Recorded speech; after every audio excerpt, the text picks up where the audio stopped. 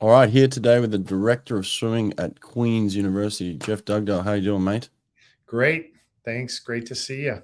Yeah, you too. Sorry about this. It's been too long. I mean, you've been winning for a number of years now out there, killing it. And apologize we haven't got you on sooner because there's so much to share from your program and all the success. So congrats on everything. Thank you. I appreciate that, Brett. Yeah. So listen, tell us about the history of Queens. How did you first hear about it? How did you get involved with Queens swimming? Because from the moment you stepped on campus, it's just been a smashing success. But how did you first hear about it?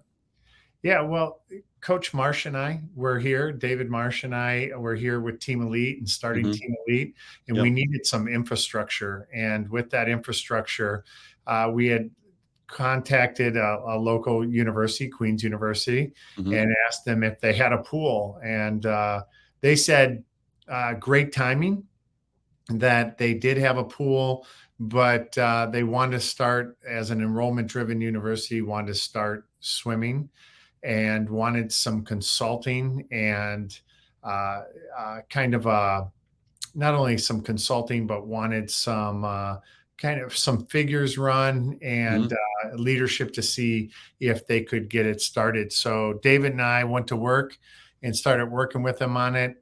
And we presented, and they said yes. And then we said, "Can we see the pool?"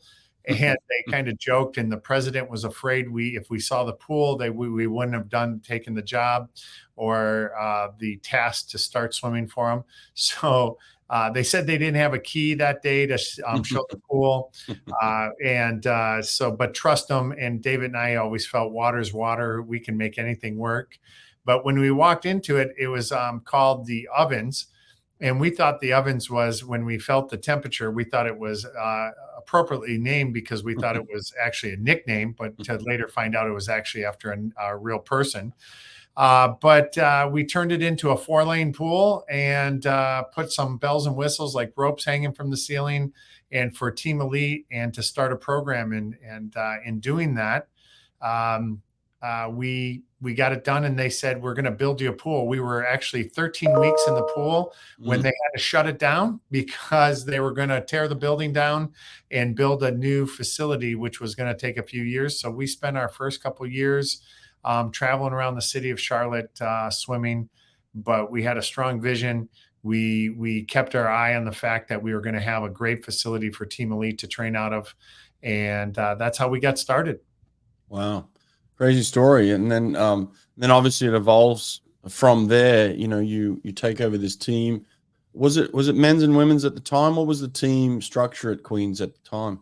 So we started it from scratch, Brett. It was Oh, they were it didn't even exist. oh, And okay. so I went into, and Wow. we wrote a model similar to Auburn in our success coming off of Auburn, and said we could adapt it to the Queens. I mean, Queens is very unique. It's a smaller school, but 1.5 miles from the 14th largest city, fourth fastest in growth right now, and one of the top in the top 5 of people moving into it.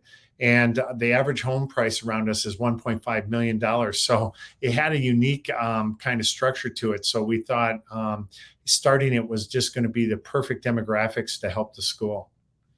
Hang on a second. I'm trying to do the math here because I didn't fully realize that. Maybe I was just delusional of but you've been winning championships now for 14 years. How long have you been there? How long ago did this thing 14 start? years. It's 14 years. We went on a street. We said we could win a What? championship in 5 years, and we did. At 2015. In fact, I have it up on my board and back on my turn. But in 2010, our first year, we were 28th and 21st with one swimmer on each, the men and women's side. And then we went to 21st and 18th, and then 18th and 12th, then 10th and 9th, and then 2014 we went to third and fourth, and then we've won every year since except for 2020 when COVID. And then in 2022 we went right after that we won Division One. Wow. Wow, that's incredible, isn't it? So talk me through that process of going from, top 30, let's say, just starting off this thing to within a number of short years. winning championships. What's that evolution in that short period of time? Yeah, it our vision is we exist to build leaders for life. So Mm, what it is in building leaders for life, you've got to learn how to and be comfortable recruiting people to take your job, mm, and how that's going to reflect in the real world when they matriculate in to become global minded, decisive in their decision making, agile in their thinking, civic minded, all that stuff. How they were going to be able to explain to employers how they were a great team and why they would be an amazing addition to their company. And one of the first things they could say is, in building a program, a national championship program, I was able to not only feel secure in our vision, but embrace and feel secure in the fact that I could recruit and help recruit somebody that potentially could take my position on the team, but ultimately would be able to participate in the joy of winning a championship. And mm, that takes a lot. You got to really recruit a leader to do that, because most people come in selfishly and say, I don't want to recruit another sprint freestyler if I'm the number one freestyler. I don't want to mm, recruit another backstroker if I'm the number one. Or in basketball, I don't want to recruit another point guard if I may lose my starting position. But mm. what we did was we sold, and again, pulling from my experience at Auburn, and we used a lot of what I learned is because I was at Auburn from the very start when Coach Marsh came in to Mm. build a championship program, and before you were coming in. But it was one of the things was we had to get people that would feel secure enough to build a championship program, and you can't do that if all they want to do, if they're afraid or fearful of losing their position in there. So Well, that's not just asking somebody to do something you've never done. It's actually asking them to do something you've done in the past. You were part of Auburn when they weren't winning championships, and you were probably one of those guys who were recruiting people that were better than you. And so you've lived this experience, haven't you? yeah, absolutely. And that's what Coach Marsh asked for us. And he actually challenged us. He says that I'm going to ask you to do the simplest thing in our quest to become champions, first conference champions in 4 years. And when he said that, we're at the bottom of the SEC. And I'm like, he built this 1x4 clapper and said, we'll be number 1 and 4. But if we're going to do that, you're going to have to really embrace 10 simple words and 20 letters in those 10 words. And if it is to be, it is up to me. And I want you all to ask yourselves if you're capable of that challenge. And if you are, you have to help me build this program in which you all will be rewarded by, if you wear a Queen swimming shirt, whether you are good or not good, people would say, whoa, you swam for Auburn? And I used the exact same words for Queens. I said, we will have made it when you're traveling through an airport and somebody says to you, wait a second, I see that Queen swimming shirt. They'll never ask you if you were good. They'll just say, whoa, you swam for Queens? Use the exact same model, and it worked to a T. It's interesting, Jeff. You say this because I've had a lot of coaches who've won championships from the past to very recent. And I tend to ask this question a lot. What's the blueprint? How do you get it done? How do you win a championship? No one's ever articulated as well as you just did there in terms of the simplicity of it, to say, if it's to be, it's up to me. And, we're going to recruit people above us, and the philosophy that was started at Auburn and then has transitioned into Queens. It really is a philosophy that can be mimicked in a way anywhere, really, can't it? It could just be picked up and put somewhere else. And just the philosophy itself of how to build a championship team, you really summarized it very well right there. Well, thank you. I appreciate that. And that was our thing, was to very, very quickly make it something bigger than them, and for them to see the reward from it, because everybody wears a ring. Everybody wears Mm, benefits from a championship, especially with our purpose of a university to set them up to be able to secure very some successful jobs and positions, but they have to be able to clearly articulate their role in the program. And I found it very successful.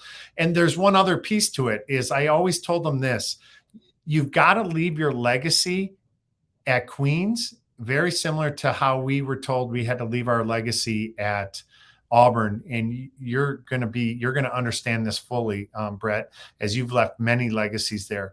But I always tell them, don't leave your legacy in Times, because and I don't want them to take this mean, but we'll always find somebody faster. Leave your legacy in how you built and secured sustainability within a program. Wow. And that changes the mindset of everybody's role within the program, because and that came about at a tough thing, because we had a guy here who broke all kinds of records, and now, I mean, and he was at the time one of the third fastest flyer, all divisions, and now he has one record left, and of all things, in the backstroke, because somebody came in even faster. Wow. And but his legacy, because he's no longer on the record board in some of the best events, his legacy was how he chose Queens over all the big D1s, and how he actively told his story as to why. And that legacy kept us winning year after year, because more and more people would come when they could have gone big D1s over and over again. Yeah, that's really interesting. I want to dig into that a bit too. You guys have just transitioned to D1, correct, from D2? Yeah, we're in year 2, going into year 3 of our transition. Okay, so just originally D2 itself, for those that are looking at being recruited out there, just talk kind of like generally, what are the major differences between D1 and D2? What were the challenges you had in D2, or what were the advantages you had back then? Yeah. So D2 had a purpose. D2 was way back in the day, was specifically created for the military. So if you went and served your country, you could come out, and it was really smaller schools, more rural. But what happened was that you could serve your country with a waiver, basically, because you were not in school right after high school, or whenever you entered, you could stop everything and then move into a semester, basically based on semesters, not years. So you had 10 semesters to complete 8. So what happened was, you usually, and sometimes mostly, can see in D2 some older athletes. So maybe 23, 24, 20, sometimes 25, 20, because the clock stops as if they were to go start in the military, and then they could come back. And that's the purpose of it. D1,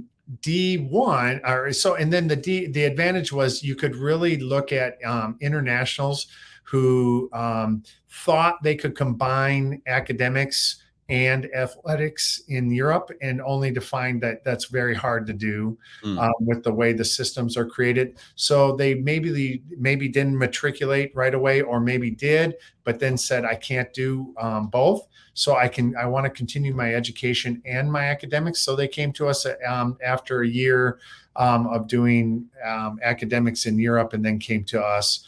And because they didn't have programs in their university in Europe, they could still get 4 years of eligibility.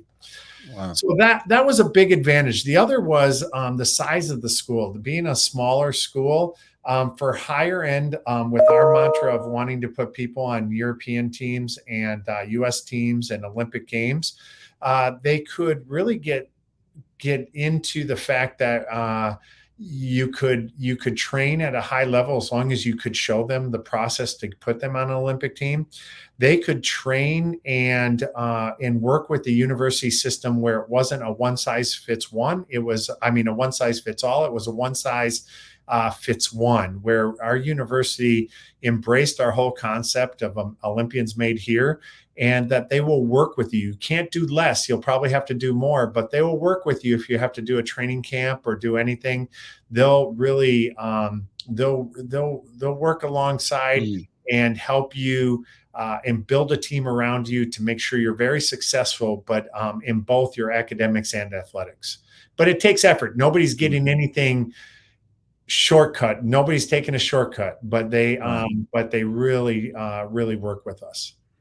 So why transition? Who made that decision? Were you part of that decision making, or they just told you to transition?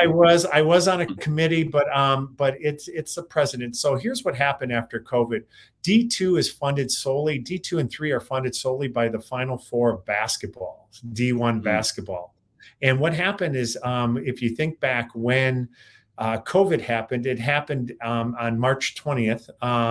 During March Madness, and when it was canceled, the amount of funding that was lost, and it was a big, huge eye opener to the D2s and D3s, because as D1 was reshaping and tapping into the insurance money, it was not everything that they could have made, the windfall that they could have made. And so what happened was, it was very clear to protect D1, to protect themselves, said, as we grow, D2s and D3s won't get any more. They're not going to necessarily get less, but they're not going to get any more in the growth. And so they're going to have to find a way to do it themselves.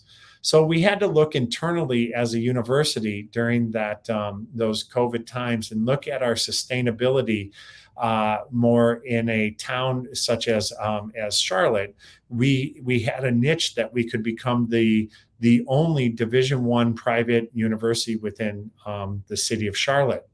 And so we wanted to leverage that and our grade point average. Example, our women's team's a 3.8 grade point average. Our men's is a 3.4. And we weren't getting any of the benefits of those great or athletic department grade point averages. And so we wanted to really start to leverage for the finances. And the last thing was that our president wanted to take the next step in our sustainability, was to use our athletics to increase our footprint in emerging markets in a good conference like Nashville, Louisville, Florida, Atlanta area, and all that. So we're looking for a conference that we could expand our footprint. And as you know, when you get to D1, your first initial marketing impact is on the ticker of ESPN. The second thing, we're only the second Q, as for Queens, in the second Q in Division I to Quinnipiac.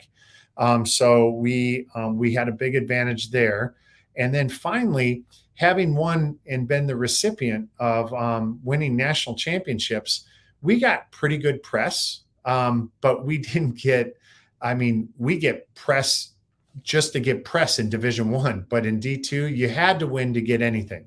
So really, swimming was really the only thing getting good press out of our athletic department, when we had many of our programs doing really well. Our basketball team was going to the Final Four. We had 7 teams advancing upon after the first round of NCAA, but you really didn't get anything in Charlotte if you weren't Division I. So we had to take all those factors, and the president made a decision, and he was a new president coming in, that we had to look at going into Division I in order to increase our footprint into emerging markets, increase our overall enrollment through people becoming aware of us, and using athletics to basically, the old saying is visibility equals viability, right? And that's what the approach we had to take. Right. Okay, so talk me through the initial process then of you really aiming and taking big swings on some athletes that in the past could have swum Division I, like you said, potential Olympians that you turned into Olympians, kids with a lot of talent, hardworking kids, obviously. But you're recruiting these kids. How are you getting them initially? And then talk to me about now the transition of going to D1 and still being able to get those kids. Yeah. So in the beginning, what it started with was a young man named Matt Josa, who, and it was an easy one. He was from the area, and he wanted to stay close by his Coach David Marsh, and Matt and I had a relationship, and the fact is that he would be able to start his education, and we were going to very purposely use the Division II model of 4 events, which is different than Division I, to help him build his routine and repetition to get through the trials, through prelims, semifinals, and finals, and through the number of events he wants. So we had a very purposeful plan that we would use the Division II area, but knowing he would be the best, probably break a lot of national records and kind of rewrite the record books in D2, but we were going to use it with purpose to get him ready for his Olympic trials in 2016. And he did exactly that, and it worked out. Although he didn't make the Olympic team, he made the USA team in other events. That then attracted Dion Driesens from the Netherlands. He wanted to come and kind of he was doing a training trip here and with Team Elite, and kind of saw the university and saw the proximity of how Coach Marsh and I's interaction with each other, and said, hey, I'd like to do the same thing. So we were able to get him. We were able to get Patrick Castro Ortega in then. We actually had signed, we had committed a girl from Australia who ended up, Kieran, who ended up just committing and wanted to come, and her coach was a great fan of ours, and he passed away a few years ago, which was unfortunate, Dean. And then what happened was she then won 438, 400 long course, 400 IM, and she was going to take Stephanie Rice's place on the Olympic team. And so she stayed in Australia. And then I thought, oh boy, that's a big loss for us, and got a phone call from Patrick Castro Ortega, who saw she had met Kate Mills on a trip from when she was in Spain. Yeah. And she came to swim with us, and she was two-time Olympian for Spain in the freestyles. And then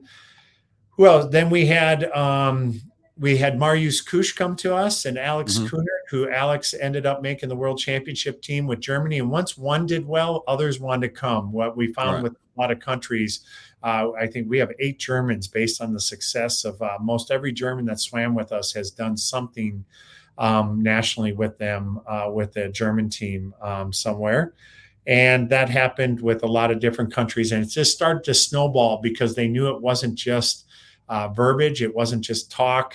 It was now actual. It was implementing a plan, and it was coming to fruition as best it could, right? I can't promise anything. We don't have a magic wand, but we do know how to put people on programs. And obviously, we came out of the David Marsh system, so we know how to train people and treat people here.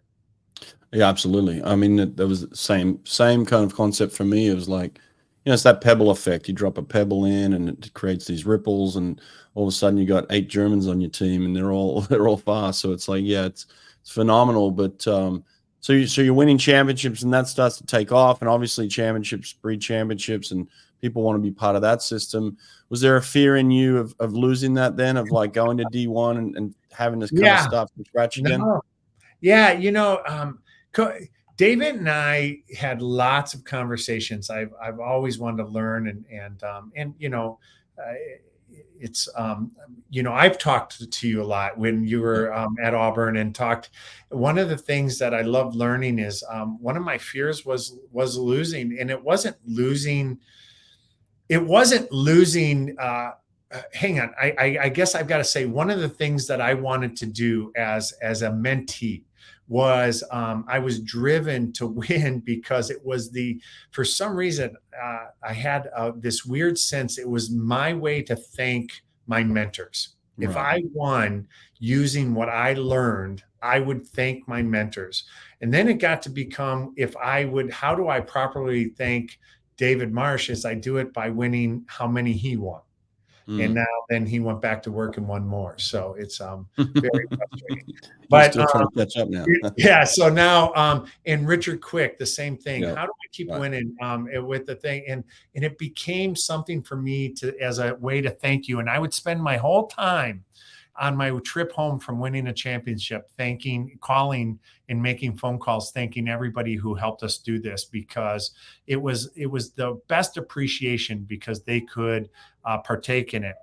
But then the other frustrating thing that I started to have conversations around was I started noticing after so many championships, the first thing somebody would say is not congratulations. They would say, can you win again next year? Mm. And I'd be like, boy, that's like achievement addiction. Mm. We're not getting a chance to enjoy what we have before we have to already figure out how to make it happen again and how to make it sustainable. And then the other thing that I became obsessed with was systems. Is, do we truly have a system if you only win one time? Because I think sometimes that could be a little bit more luck. Or could I build a career on trying out and building systems? And that is, if I take the system from Auburn that won 13 times under your leadership and under David's leadership, is then could I take that system and put it into this system and win that amount of times? And then it would be more in luck. It would be a little bit more science. And then what I started to learn is that then I learned that I was only one of 5 coaches to ever win both men and women the whole time. And we didn't always have the best women team or the men's teams, but together they were really, really fed off of each other to win championships together. And they would either enhance or compete to make you even better. And that's why I'm a big proponent of Division I having men's and women's programs together at the NCAA championships. Well, the other thing is that really self-sustaining is you have great swimming in your state too, which is fantastic. I mean, great coaches, great swimming.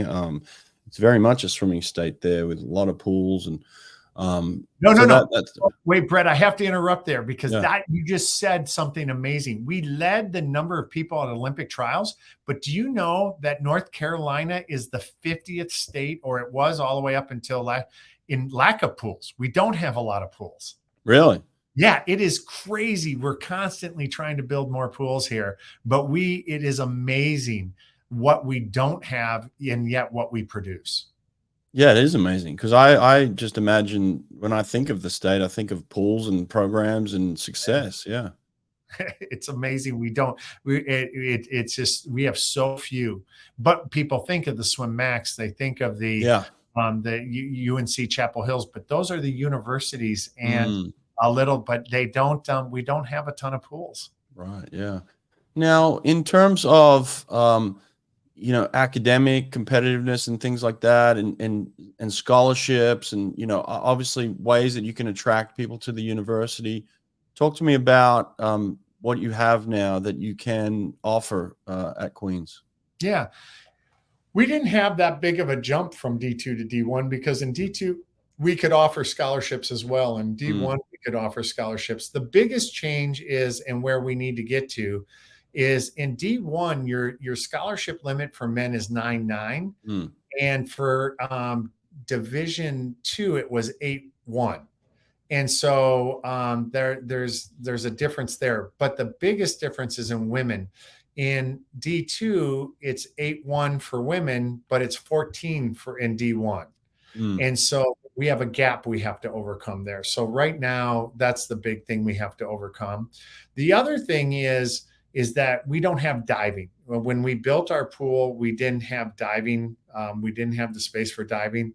So I've got to look to how I expand into diving. And, but other than that, what actually has happened in the evolution of our sport now, as the sands keep shifting, is that I actually, you'll hear it here, but I actually think, and I've been talking to my assistant coaches, which a lot of them, Mike Bottom, Elliot Potasnik, who used to be the head coach in Hawaii, Bob Grosseth, who's 20 years at at Northwestern and even a year at Notre Dame. Nick Erickson, who's completely bought into Sprint Revolution. We have a guy who made the Olympic team for Slovakia, who's 18-8 with us. Yes. 18-8, and we've had up to 6 guys under 20 for a small team. I mean, it's pretty. That started at 20 highs or 21s. And John Lau, who just crushes the NCAA championships on the champions on the distance. But what happens now? We've asked ourselves, we can be a contender in D1, and people sit there and go, "Really? Do you have the NILs and as long as we have the support through the NILs and through collectives and through different ways, it makes every team." They should make every team a believer that they could do something that they normally couldn't have done before. Well, this is where you're really smart too. You're on that business side of things. You're really intelligent there, and this is where you're gonna crush a lot of coaches who aren't really paying attention to this stuff as hard as they should.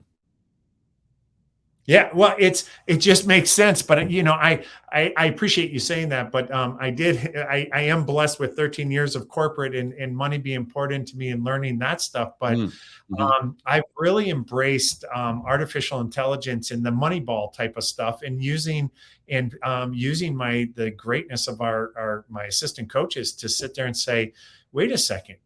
We could emerge a top 20 team, and then we could very quickly then move in these directions with this type of talent, and do it without having to apologize that we're a mid-major at all, because now with the shifting sands, we have become everybody can be a player now. But you just got to believe in that. You can't get caught up in what you don't have. You got to figure out what you do have and how you become the best at it. Well, you said behind you had this kind of 5-year outlook. Are you taking a similar approach now in terms of this? Oh yeah, and it's so far it's been amazing. I say you write it down and it happens. Coach Mark, sometimes I keep trying to tell him he was wrong on something, and it just frustrates the heck out of me that I can't tell him yet. So I'll give you an example. Our first year, we said we're going to practice for the NCAA championships by going to the National Invite, which has some of the Indiana, Tennessee, Kentucky, Ohio State. Those who don't make NCAAs go to it. And then it has all the mid-majors that go. And we won that in our first year. So I was like, okay, we're going to keep practicing going there. Then I said, we can't lose winning. So as we build the depth in our program to then use the transfer portal to bring in our talent and to balance ourselves with good depth as we develop it, we've got to keep winning. Otherwise, if you become separated from winning, you'll lose some of that fire, I believe. So I said, we've got to figure a way. And I put our captains to work and said, what do you want to win at? And it can be GPA, it can be anything. Well, they came in and said, our school's mantra is not to be served, but to serve. So we want to embrace this program called Helper Helper and lead the country in community service and impact. And we've won in that area in the NCAA. We've been the number one right off the bat. We wanted to, as we're building our development, we wanted to show the country that we could lead in another area. And that was by being coaches. A lot of people confuse a lot of things, but we are first and foremost, we are coaches. So we have to develop people. And we led the country through a program called Swim and Tell, which is AI, predictive AI, and using data of what we have. And we are able to develop our women's program 3.1 times better than any other Division I program from high school to their junior year in time drops. Wow. And so that's one of the things we're proud of, but we're finding these ways so we can keep winning, so that when we emerge into the D1 eligible at the NCAA, we can continue that growth pattern to mimic what we've done before to try to move our way to the top. Interesting. Very interesting. And as you were talking there, I started to think about some of those things that would move you forward. And one of them is when you're in a small school like that, there is a kind of a mentality of, maybe we swim 6 to 8 months a year kind of thing, or maybe 9 months of the year, and then we have this massive giant break. I'd imagine you guys have brought in the philosophy very, very similar to Auburn, of like you compete throughout your season and then you get better in the summer. Is that a very similar philosophy? Oh, it absolutely. And absolutely. We have right now we've had, well, first of all, it's easy here, Brett, because of Charlotte is a great place to have internships. Mm, So if you're in the business school or if you're in the medical field, and so we have 20 some here training this summer, wow. plus from other universities. So that's what helps us. We have up to 14 different universities sometime represented in our pool in the summer in our college group because they're doing internships and training with us in the summer. Mm, wow. And so, and then we get our leaders built, put together, and we figure what's similar at Harvard, what's similar at Auburn, what's similar at Cal Berkeley, what's similar, what things happen everywhere, and Mm, how do we handle it as leaders? And our goal is to really send them back to their universities, everybody better than when they came, and competing at our Grand Prix. We brought 16 to 18 to San Antonio before the trials. So a lot of good things happening, and we want to train. We use the sport to be better to be better in our academic skills. So we're yeah. really, we embrace the training, and but it's a one size fits one. So I had one guy drop from 49.9 to 45 in the 100 backstroke. And when he did that, I would not let him go home and train in the summer. His job was to go home and surf, because what people didn't realize is every time he's paddling out to the waves and everything, he's swimming and training. Wow. That's awesome. And he didn't need to get broken down. He needed to swim about 12 hours a week and needed to go. And he went from 49.99 out of high school to 45 as an NCAA champion and Yeah. on our relay. So Beautiful. I love it. The other thing I love, Jeff, just sitting here listening to you talk about your program and what you've built there, is like, it's very rare. A lot of coaches will come in and have kind of this vision of doing something like this, but using it as a stepping stone. What I love about your position is you're giving these kids stability, you're giving them vision, you're talking about their future, but you're setting it up with your future as well. So it's like they're dependent on you, they're relying on you, and they know they've got somebody they can trust who's going to be there, who's going to help them grow. And I'd imagine you would have had a lot of offers. I mean, especially with the success you've had of doing this, people want to take somebody and cherry pick them. So how have you managed to kind of, fight through that and stay where you are? yeah, because the grass isn't always greener on Right. the other side, and I love the people. I'm a people person, so Hmm. if I could, if it doesn't say that I would never, but my two daughters are graduates of Queens, and that Mm. was a great situation for them. And I just found out this weekend, by the way, I'm going to be a grandfather. So, Oh, congrats. yeah, we had weddings. I've had just a lot of fun things that our family has been able to experience here. I met my Mm, wife here. I have it's bigger than just the swimming community. I'm mm, surrounded by great people like Jeff Gacko, who helped when I said for recruiting I needed an outdoor pool. Joking, he says, "I got one coming for you. I just bought a place. I'm going to tear it up and get into construction, and I'll have an outdoor pool for you." And amazing. I wow. have Rob Butcher, who is the Mm, CEO of Swim Across America, who moved yep. here, and we have book club about once a quarter with a bunch of great. I mean, about 8 to 10 people who are all better than I am and smarter than I am, and I'm surrounded by great people.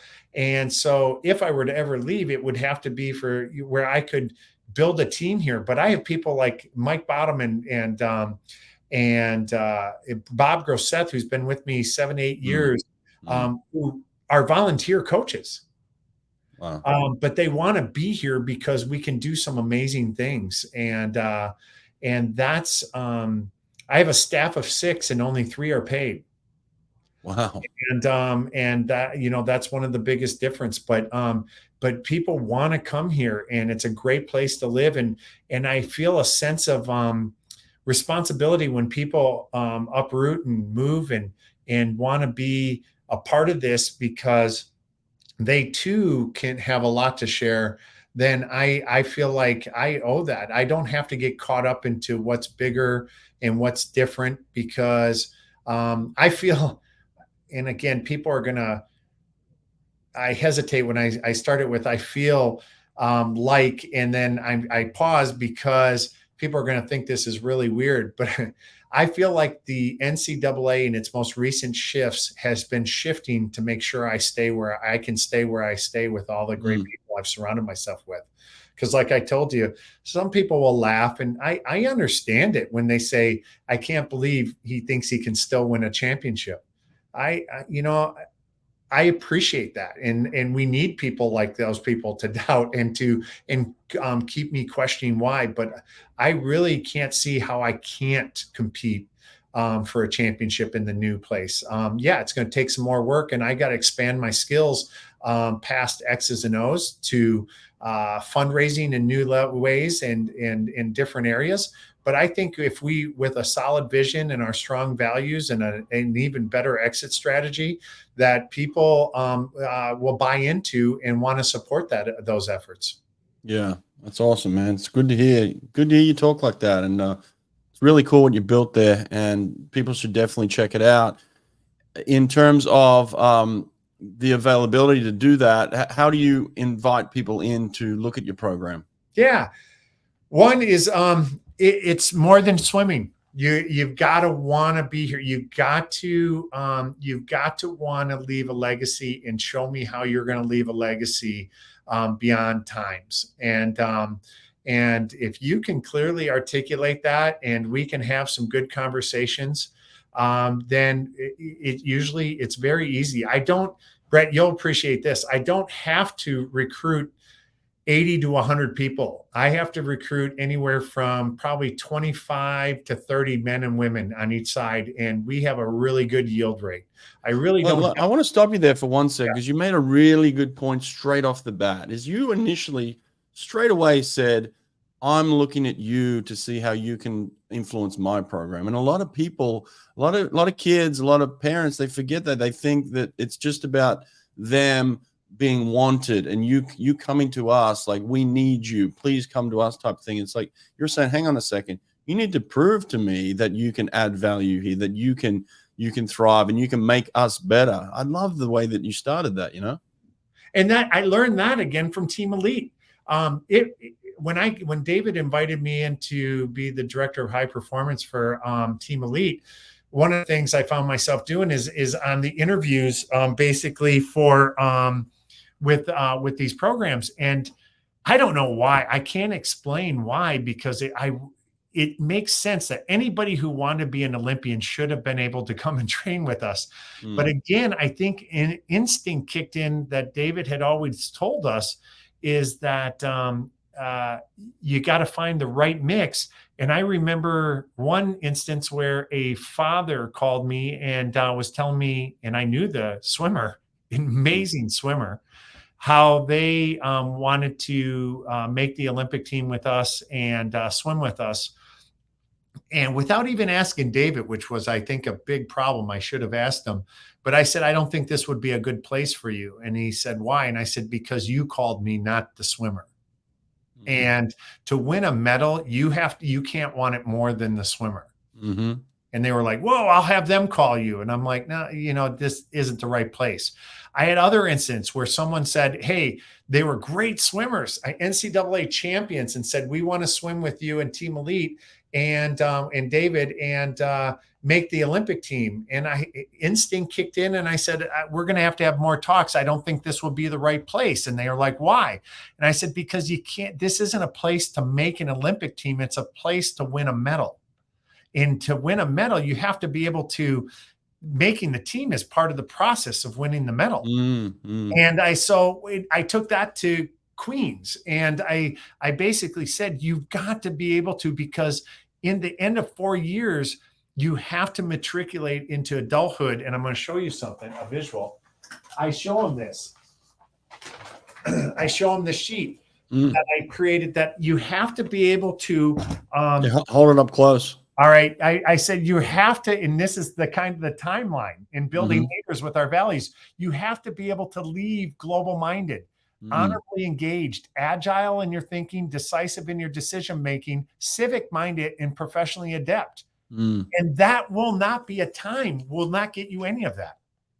However, if you go and come here and choose to use the pool to have fun with failure and to learn from those failures and to push yourself to new limits and recruit people better than yourself, and to do things that be courageous and fierce in what you're doing, you will be able to perform on demand in the classroom and in interview sessions to leave.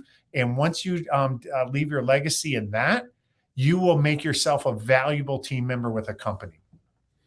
Have you found there's a shift in that in the last 5 or 6 years? People say that, like, there's obviously been this shift because of social media and the way that kids interact with each other these days, even the way they interact with their parents or their coaches. Like, it's very, a lot of it is on the screen these days. So is this harder to sell for you? Is it harder to find kids who are forthcoming like that? No, it's easier because of that shift.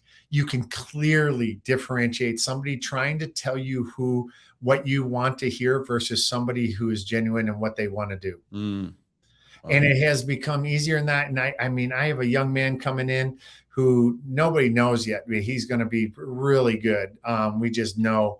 But his background and his schooling and what he did as a senior in high school, did a capstone project that that left a legacy for the school. He's going to do. It's pretty amazing. I have to. Queens is a place that's really special in the fact that, unfortunately, I spend more of my time helping people find what they want somewhere else, so that we can really make sure we have what we need here. Right. Yeah, that makes sense. And that's okay. And again, I feel comfortable with that because I was taught that. I think a lot of people are desperate. I don't think I'm in a position to be desperate. Right. And that's a blessing, right? But you kind of know that's that Auburn creed that we live by. So yeah. Has you've built kind of a legacy here on the back of recruiting internationals in a sense, like you said. Has that got harder since the shift to Division I? Is it harder to get the internationals in now because of that? Yeah, no, that's a good question because we were just talking about it. I don't know if it's harder to get them in because we've had I have to be a little bit more select. I can't get some of the older, but I've been helping some of my D2 counterparts. If we find someone, I'll send them there. But I'm actually getting a lot more women interested in more USA women. For some reason, the D1, D2 thing really made a difference for them. So the more we get more that are committing with that. On the men's side, the only thing that I've had trouble with is not being NCAA eligible now. We have to really focus on an international team or something that we're getting them ready for, because right now the NCAA will not be the main focus. As a whole, though, our vision is not the NCAA is secondary only to the Olympic Games, international teams, the NCAA, then conference, which is way different than most programs. Most programs, ADs only care about how you do at conference and NCAAs. If you asked my boss today and did a poll and said, what's most important, or is it important Jeff win a conference or an NCAA championship? She would say, what year are we in an Olympic year? Because if we're in an Olympic year, chances are we may not. Yeah. Yeah. No, I love that attitude. That's really nice to have. But we had it from the beginning. That's how we set it up. Yeah. What do you mean not NCAA eligible again? As our transition to D1, we get a moratorium for 4 years because of basketball and football. They don't want Cinderella teams taking away the money. They look at it as a bank, right? You didn't put enough deposits in yet to take any withdrawals. And if you were a Cinderella story and won basketball or football, you would take away a lot of money from people who put a lot of money are invested already into the bank. So what happens is in a transition from D2 to D1, you've got to wait 4 years before you become NCAA eligible. You can win the conference, but you can't win. You can't in an AAQ. You cannot move forward to NCAAs. Oh God, that hurts in a little bit, but at the same time, when you come out of the gate, you're going to come out swinging, which is nice. Yeah. What conference are you in? ASUN Conference, the Atlantic Sun, based out of Jacksonville, Florida. We have Florida Gulf Coast. We had Liberty. This year we had SMU, who was 18th at NCAAs. They're moving to the ACC though. And we have UNC Asheville, a lot of different programs, Gardner Webb, the mid-majors, a really good conference that takes Bellarmine, that Louisville area, the Nashville area, Atlanta, Alabama, Florida, and North Carolina. We're the only North Carolina market right now. Awesome. So the first year of the potential to win an NCAA championship, when is it? It will be 25-26. 25-26. So so we got 2 more years. 2 more years. Okay. Awesome. How can people reach out to you if they're interested in the program? Fill out a questionnaire, come to our website, learn about Queen's University of Charlotte, and we'd love to talk to you. But again, only call if you're interested in being a leader for life, because that's what our whole vision is. We exist to build leaders for life. It started on day one when we started, and has never left our as a vision. So I love it. Jeff, you're a good man. You're doing good things there. Continue to do it. Thanks for sharing today. This has been really informative. I actually didn't even know the whole situation about the military in D2. You taught me something today. So there you go. Appreciate it, man. Well, thank you for what you're doing too, and best wishes for you. I know you have exciting times to come up, and you also just celebrated birthday with your children. Yeah, one of your children, and I just know a lot of exciting things. Yeah, Brett, you have been a huge impact in my life. I've always appreciated you, even when you were coaching Auburn, reaching out to me and having conversations. And I appreciate you, and I appreciate what you're doing. Thanks, man. Yeah, it's a small family. We're going to stick together and look, we're got to look out for each other. It's tough out there. Coaching's tough, you know. It's a really tough field to get into, and I just appreciate all the hard work you're doing, man. So keep it up, okay? Thank you. Have a great one.